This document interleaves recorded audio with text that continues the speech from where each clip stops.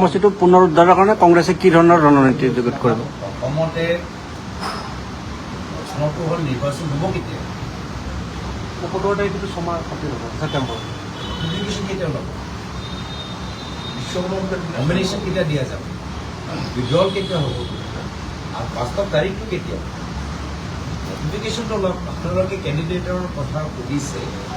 নিৰ্বাচনী আয়োগৰ ফালৰ পৰা নটিফিকেশ্যনটো অলপ last date of submission of nomination কেতিয়া, লাষ্ট ডেট অফ উইড্ৰল কেতিয়া, কেম্পেইনিঙৰ কাৰণে কিমান দিন পাম, পলিং কোনদিনা হ'ব, ৰিজাল্ট কোনদিনা ঘোষণা হ'ব, ইলেকশ্যন কমিশ্যনৰ পৰা আমি প্ৰথমে জানিবলৈ বিচাৰোঁ কি তেওঁলোকে আগতে আমাক জনাওক নে আকৌ লাষ্ট মিনিটত বা মুখ্যমন্ত্ৰীৰ লগত বা বিজেপিৰ কেন্দ্ৰৰ নেতৃত্বৰ লগত আলোচনা কৰি কামখিনি কৰিব।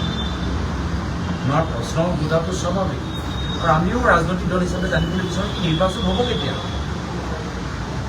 আৰু কাৰ যদি তেওঁলোকে কিবা ভাবি থৈছে প্ৰকাশ কৰক, ডেটটো ঘোষণা কৰক, হয় নে নহয়? আমিও জানিবলৈ বিচাৰোঁ নিৰ্বাচন হ'ব কেতিয়া। কথাটো হৈছে যে সংখ্যালঘু বিশেষভাৱে তাত মাইনৰিটি যথেষ্টখিনি আছে। যদি ইউ.ডি.এফ প্ৰাৰ্থী ঘোষণা কৰাৰ লগে লগে বিৰোধীৰ ক'ৰবাত নহয় ক'ৰবাত এই অংকটোত অকণমান খেলি মেলি লাগিব নেকি? স্পষ্ট উত্তৰ বেছি বহলাই লোৱা প্ৰয়োজন নাই। AIDFৰ তেওঁলোকৰ যিয়ে সিদ্ধান্ত, তেওঁলোকৰ ৰাজনীতি অসমৰ মানুহে চুকে কালে AIDF দলৰ ৰণকৌশল আজি একো সলনি হোৱা নাই। আগতে যিদৰে বি টিম আছিল এতিয়াও বি টিম হৈ আছে। সেইকাৰণে AIDF দলক চাই আজি আমাৰ ফালৰ পৰা কিবা সিদ্ধান্ত ল'ব লাগে আমি ভাবোঁ।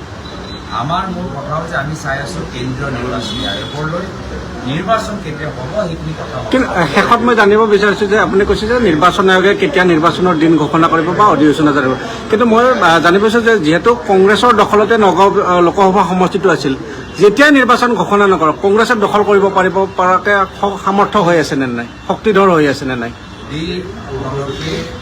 এই প্ৰশ্নটো প্ৰশ্ন নহয়, এই প্ৰশ্ন আগতেও সোধা গৈছে আৰু এই প্ৰশ্নৰ উত্তৰ বিভিন্ন সময়ত আমি দি আহিছোঁ যে কংগ্ৰেছ দল উপনিৰ্বাচনত পুনৰবাৰ নিজৰ ক'ব।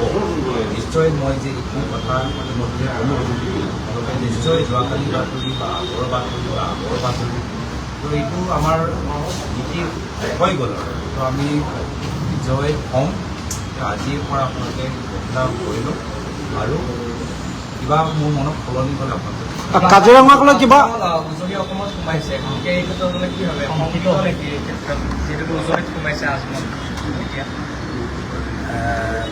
চাওক বানপানীৰ সময়ত পুনৰবাৰ কৈছোঁ জনসাধাৰণক যিদৰে সহায় তেওঁলোকে মানে কৰিব লাগিছিল চৰকাৰৰ ফালৰ পৰা বহুতখিনি অভাৱৰ বাবে বিভিন্ন দল সংগঠন বেচৰকাৰী সকল শিল্পী সমাজলৈকে বাহিৰত থকা শিল্পীসকল আজি এপিল কৰিবলগীয়া হৈছে। কিয়?